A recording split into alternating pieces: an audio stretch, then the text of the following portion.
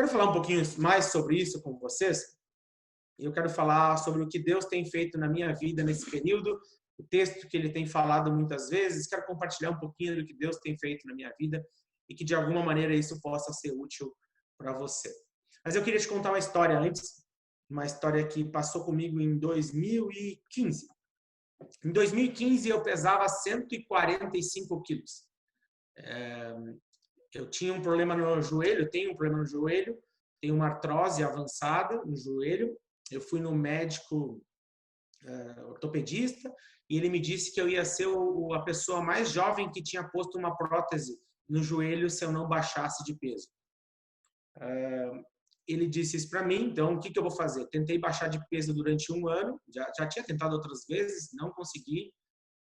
Tive que aceitar que eu era incapaz de me cuidar e tomar a decisão correta todo dia, porque comia mais do que deveria, e fiz uma cirurgia bariátrica. A cirurgia bariátrica foi uma coisa muito boa na minha vida, ao mesmo tempo desencadeou outras 4 cirurgias que eu fiz depois dela, nesses últimos anos. Em 2015 eu fiz a cirurgia bariátrica e aconteceu algumas coisas bem interessantes, né? Além de ter que comer umas coisas nojentas no início, nojento aquele negócio, primeiro tu começa com os líquidos, tem que tomar caldinho de feijão. Caldinho de feijão é coisa boa, né? Pô, caldinho de feijão. Mas depois bota o feijão no liquidificador e tritura ele e fica comendo aquela coisa triturada. Ah, que nojo, que nojo, que nojo. Então, assim, mas tinha que readaptar, porque houve uma mudança no meu organismo. E quando eu pude comer mesmo, voltar a comer um pouco mais, algumas coisas que antes eu gostava muito, eu já não gostava mais. Algumas coisas que tinham determinado gosto, elas mudaram de gosto. E eu tive que entender que aquela cirurgia no estômago, na verdade, afetou todo o meu sistema. O meu sistema, quem eu sou. E eu tive que aprender, então, a me ressignificar. Eu tive que aprender a encontrar significados diferentes em dinâmicas, porque não podia mais. Eu chegava num local, eu tinha o hábito, até hoje eu luto com esse hábito, de uma coisa idiota, mas de beber enquanto come. Mas não é para beber enquanto come. Eu sei que não é para beber enquanto come. Mas eu tinha esse hábito, tenho esse hábito, até hoje eu luto com isso. Aí eu comia e bebia, e eu saía correndo para vomitar. Então, uma coisa simples, hábitos de toda a vida, tive que aprender a mudar, porque o meu sistema tinha mudado, quem eu era, fisiologicamente tinha mudado e isso alterou também a maneira de pensar naquele período. Quando eu penso o que a gente está vivendo hoje, numa escala global, tem vários aspectos que é muito parecido. Só que tem algumas coisas a mais. Além disso, um dos elementos a mais é que nós estávamos, talvez, terminando uma era. Eu defendo há algum tempo que a pós-modernidade estava acabando, que nós iríamos entrar num novo ciclo, como período histórico, que alguns chamam de hiperrealidade. E se tu pensar nisso aqui, tem tudo a ver com esse movimento agora que nós vivemos. Só que, para mudar de fase, historicamente, você precisa de um grande evento mundial, algo que tenha um significado muito grande. E não encontrava isso, não podia dizer, nós mudamos de fase. Mas nessa mudança de fase, já há alguns anos, nós estamos caminhando como mundo para um secularismo muito forte. E, inclusive, no Brasil, há anos atrás, você falava sobre cristão nominal e isso não existia. Mas o secularismo também estava entrando já nas igrejas e nós começamos a ter o nominalismo nas igrejas evangélicas e não só no catolicismo. Então, o secularismo vinha avançando, avançando, avançando. E o problema do secularismo é que é um ambiente hostil para o cristão. O ambiente secular, o que visa somente a ideia do secular, ele sempre vai ser um ambiente hostil para o cristão. O Uruguai tem 41% da população como irreligiosa, que não tem uma religião definida. Eu vou dar palestra às vezes, ou conversar com a molecada em igreja, e pergunto, quantos de vocês têm um outro colega onde você está estudando que é cristão? Nunca um jovem uruguaio levantou a mão. Nunca. Eles sempre estão, na maioria das vezes, num ambiente estudantil, sendo o único cristão. Talvez seja a realidade da gente aqui também, porque o Rio Grande do Sul tem muita coisa parecida com o Uruguai. E isso cria um ambiente hostil. E o ambiente estava ficando cada vez mais hostil. Aí, no ano de 2020, neste ano, que eu acho, não sei se é para vocês, mas para mim parece que eu já vivi uns 3 anos dentro desse ano. Se me disser que só passou 6 meses, eu não acredito. Porque assim, ó, não. Eu nunca vi esse negócio. Por exemplo, na nossa realidade, o dólar chegou a 4, foi para 6, agora está para 5. Isso aí anda mais que gangorra. E a vida está nessa gangorra oscilando. No Rio Grande do Sul, eu não vou nem entrar no mérito das bandeiras ou não bandeira, mas parece corrida, né? Bota a bandeira vermelha e amarela, e agora? E vai chegar preta, pessoal, se a gente não se cuidar. Então tá uma loucura. Tudo isso, então, gera mudanças contínuas. E nós, de modo geral, o ser humano não sabe lidar bem com mudanças contínuas. Nós necessitamos de fase de adaptação. E quando a gente chega num momento como esse, dificulta. E dificulta também o nosso desenvolvimento espiritual. Então, a minha pergunta para você, que eu quero trabalhar hoje aqui para a gente poder responder, é como viver num mundo atípico. Eu gosto dessa palavra. Nós vivemos num tempo atípico, mas não é só um tempo, porque é o mundo todo. Então, é um mundo atípico que anda a passos largos para o secularismo, mas não só se manter bem, mas crescer nesse tempo. Essa é a pergunta que eu tenho tentado responder nos últimos 4 meses. Como que eu vivo nesse mundo atípico? Fujo do secularismo, da apatia do secularismo. O secularismo produz no cristão uma apatia. O cristão vai dicotomizando a vida dele e cada vez mais outras áreas da vida dele vai crescendo. A fé diminui, o sentido de valor diminui dentro da perspectiva bíblica.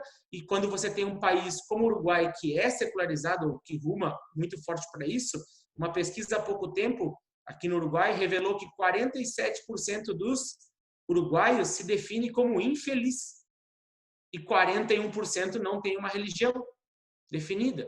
Não ter uma crença definida ou diluir a sua crença gera apatia. Historicamente, assim.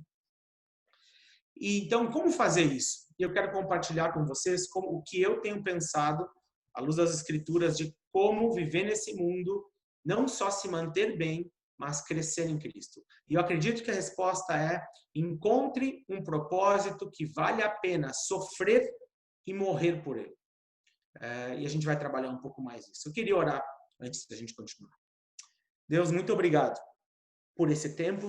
Muito obrigado. Muito obrigado por cada um que está aqui.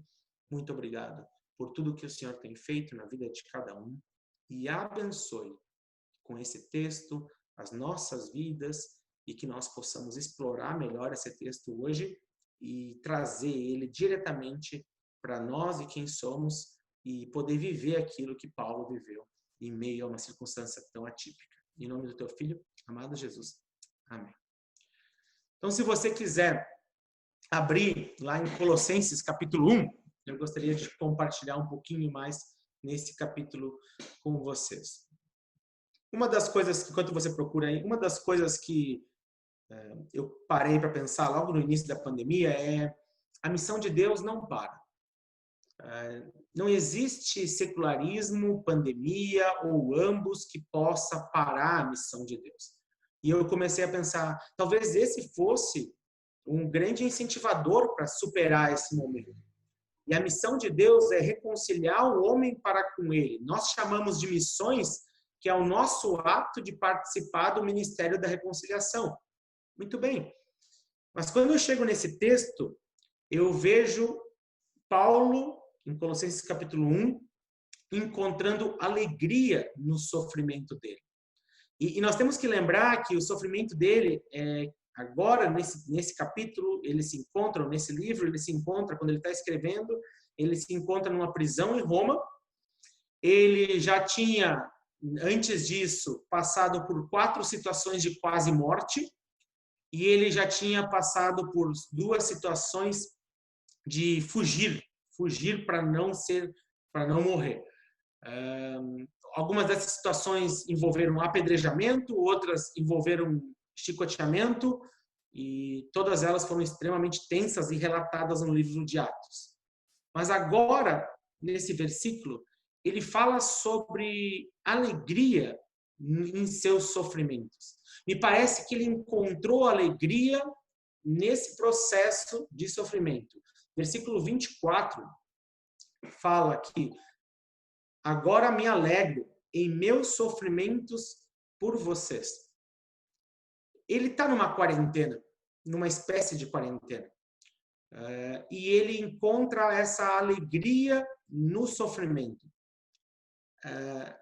Uma coisa bem interessante aqui, a palavra sofrimento está no plural.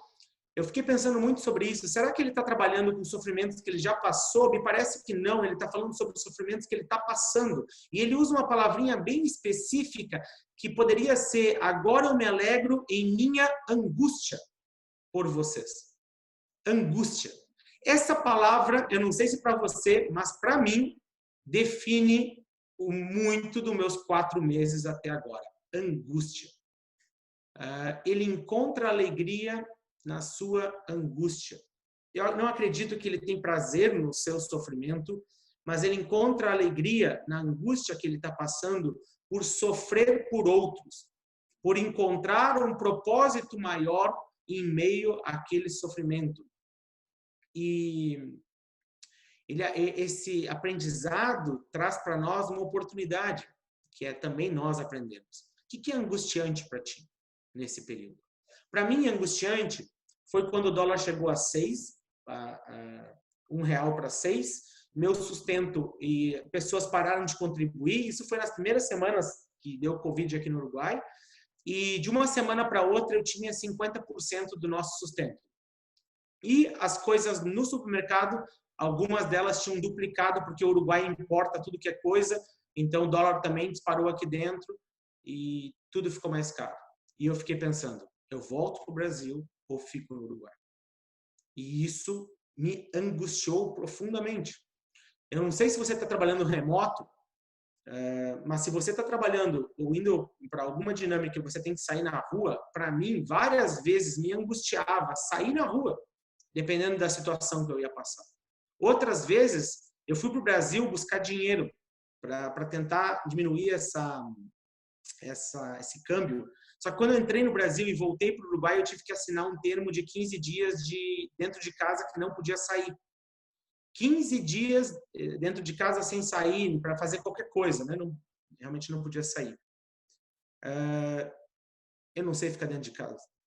Eu nunca aprendi a ficar dentro de casa. Eu nunca entendi isso. Por que eu vou ficar dentro de casa? Eu vou com a galera. Eu trabalho com um jovem e gosto disso. Sempre gostei. Eu quero estar com a galera. Angústia. Angústia em dentro de casa protegido pelo Covid, porque até onde eu sei não é tão fácil para entrar ali dentro. Mas angustiado. Angustiado dentro de casa. Angustiado fora na rua. Angustiado quando vai no trabalho. Eu creio que nós precisamos ressignificar cada uma dessas ações e incorporar essas ações dentro de um papel maior, que é o nosso chamado como missionário. E eu vejo isso na sequência do versículo. Ele fala o seguinte: e completo no meu corpo o que resta das aflições de Cristo. A minha interpretação para esse versículo não é que ele está trazendo um elemento de salvação, soteriologia, não.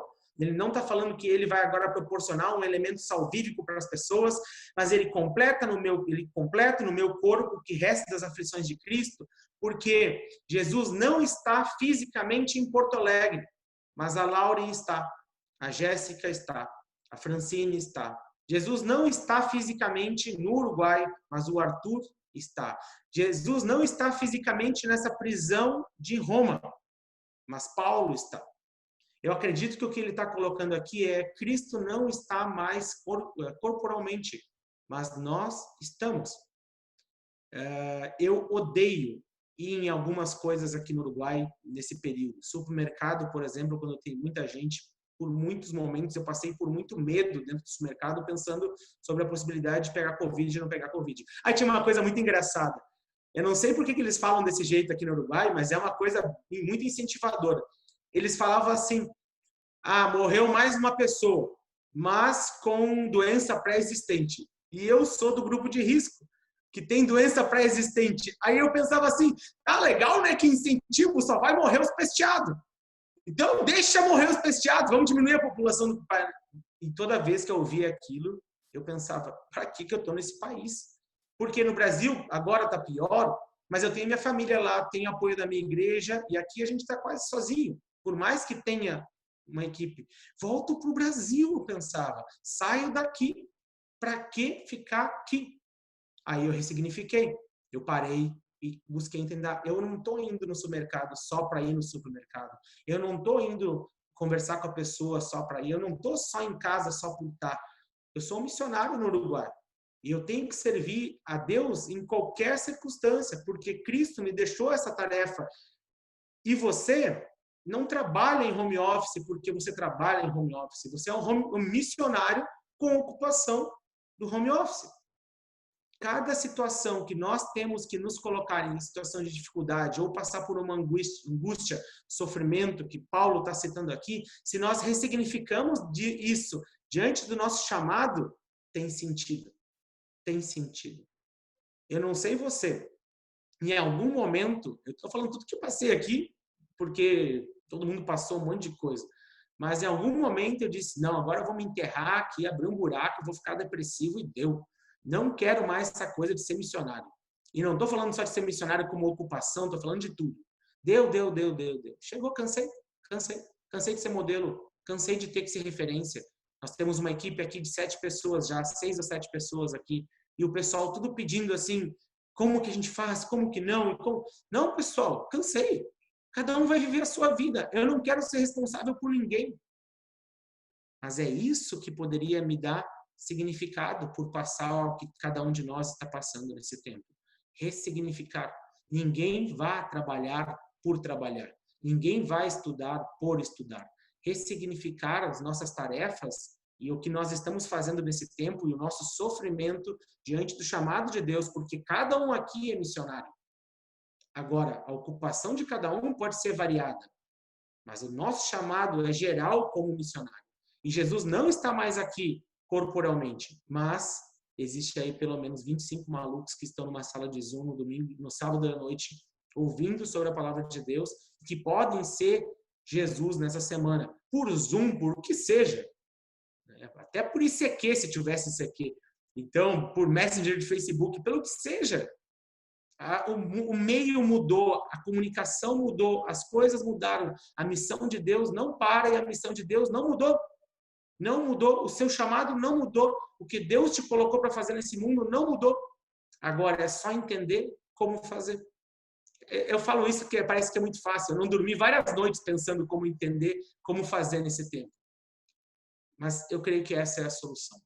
No fim desse versículo, ele fala, vou só reler todo ele, alegro-me em meus sofrimentos por vocês e completo no meu corpo o que resta das aflições de Cristo. Esse versículo várias vezes foi o versículo que me fez levantar da cama. Se vai ser ruim hoje, é porque Deus me chamou a completar as aflições de Cristo hoje.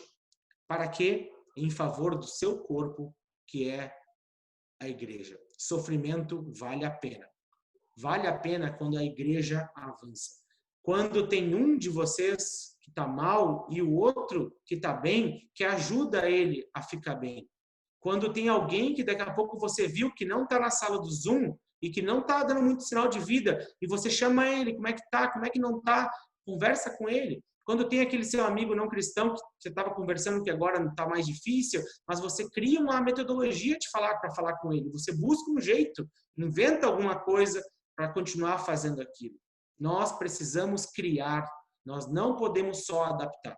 O povo de Deus está adaptando, só adaptando. Tá, acontecia isso, agora bota uma câmera e adapta. Nós temos que criar coisas novas para cumprir o nosso chamado. Se tudo mudou, nós precisamos criar metodologias novas para continuar cumprindo com a missão de Deus. E digo de novo, todos nós somos missionários. E eu acredito que é isso que ele está falando no versículo seguinte.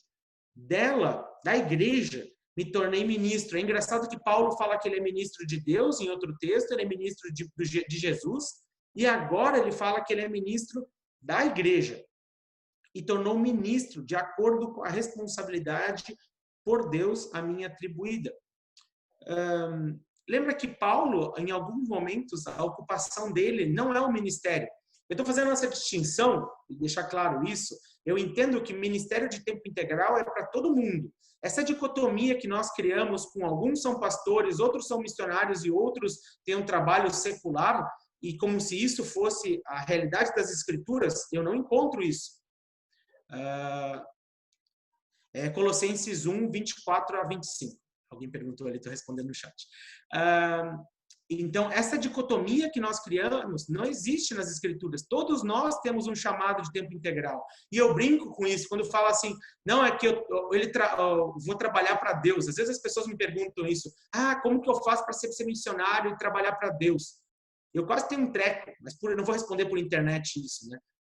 Talvez por uma conversa eu faria. Mas eu falo assim, e até agora você está trabalhando para quem? Para o capeta?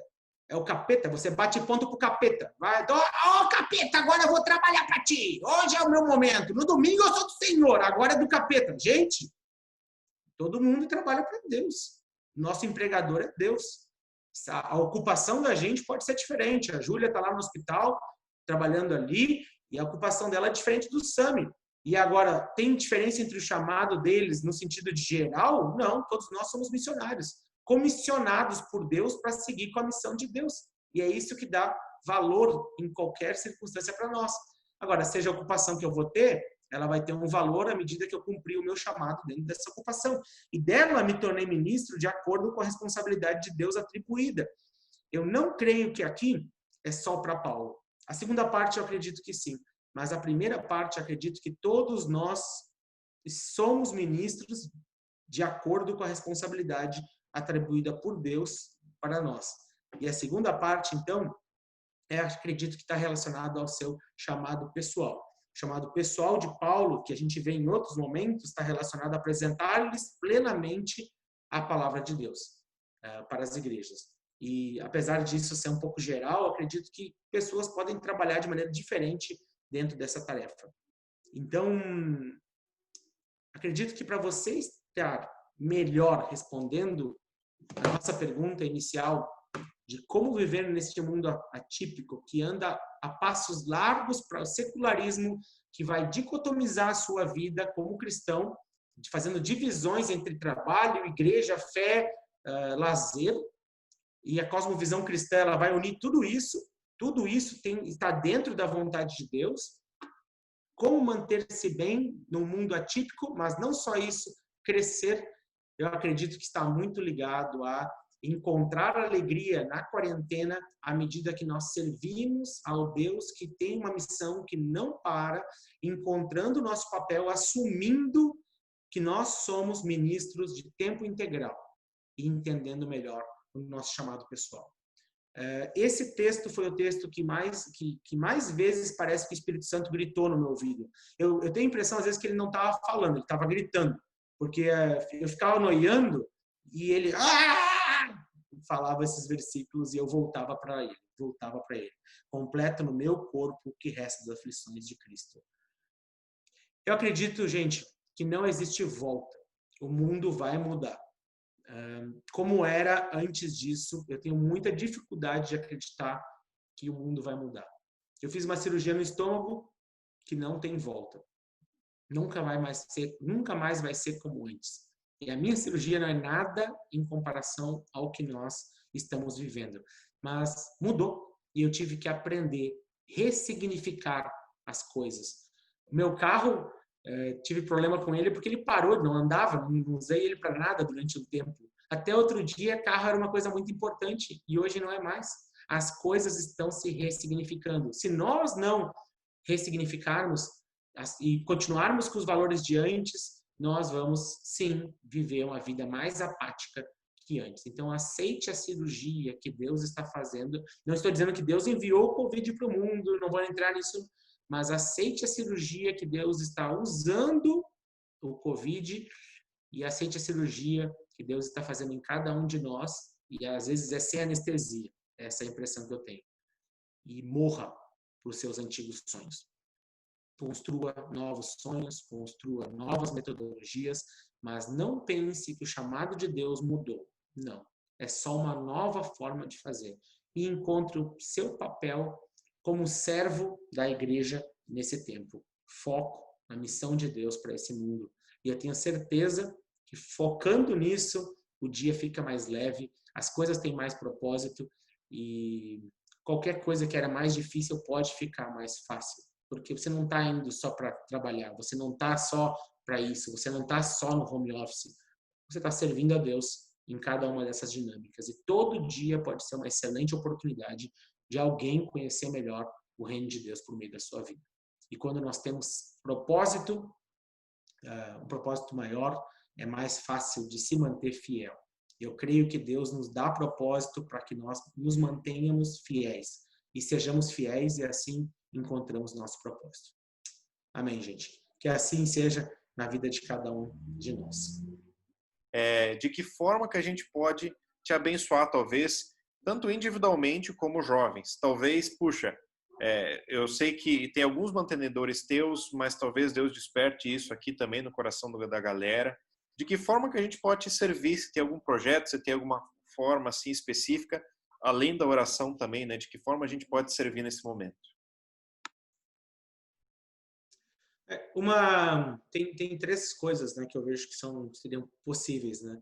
A oração, gente, a gente brinca, né, que parece que quando o missionário pede oração, parece que é só balela, mas tem funcionado muito bem nesses tempos de opressão, o pessoal tá orando pela gente, né? Então, acontecendo umas coisas bem complicadas, a gente está à beira de fazer um acordo com uma instituição que nós teríamos uma propriedade aqui de 4 hectares, que eu acredito que ela deve valer uns 3 ou 4 milhões de dólares a propriedade. No primeiro ano que a gente está aqui, isso seria cedido para uso da gente, a gente teria que reformar isso e tudo mais.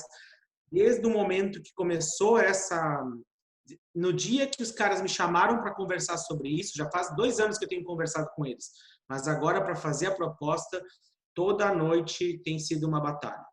Então, se vocês puderem orar e algumas coisas bem sinistras acontecendo, então não interessa o que é, porque não dou status não tem que dar status pro diabo, né? Então, mas só no Universal que trabalha assim.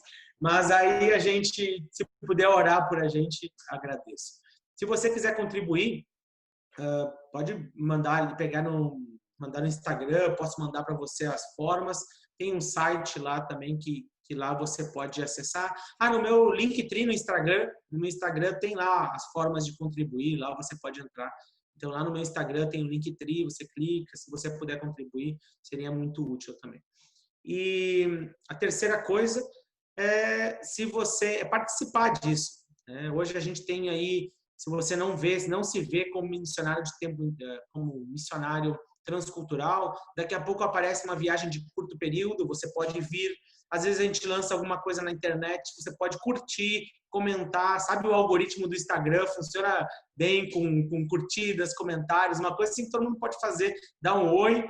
Hoje em dia a gente está tudo na internet, então é uma forma bem prática de apoiar a gente, dar moral ali e andar isso, seguir a gente no Instagram, e tem no Instagram também. E se você se vê como alguém fora da sua realidade, uma perspectiva transcultural, participando também dessas propostas, conhecendo mais, me contatando e a gente pode trabalhar junto. Tá? Então tem bastante coisa que dá para fazer. E se você não tem recurso, você tem bastante coisa para fazer. Se você tem recurso, você pode contribuir. Mas se não tiver recurso, rede social, interesse, todo mundo tem. Então não tem mistério. Seria muito legal estar com vocês aí orando por isso também. É isso aí. Massa.